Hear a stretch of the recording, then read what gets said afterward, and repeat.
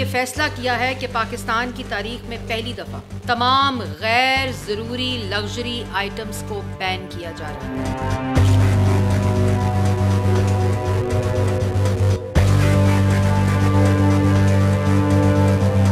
बड़ी गाड़ियां मुकम्मल तौर पर बैन की जा रही हैं। Mobile phones, home appliances, crockery की तमाम आइटम्स बैन कर दी गई हैं। ड्राई फ्रूट्स और फ्रूट्स मुकम्मल तौर पर बैन कर दिया गया है।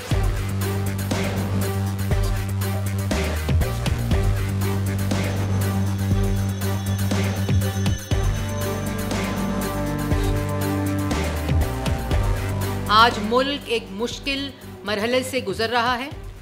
एक इमरजेंसी सिचुएशन है मुल्क के अंदर। 2 महीने के लिए जो इसका फॉरेन रिजर्व एक्सचेंज के ऊपर इम्पैक्ट आएगा, सालाना जो इसका इम्पैक्ट है दीगर इक़दामात करने के बाद वो $6 बिलियन सालाना है।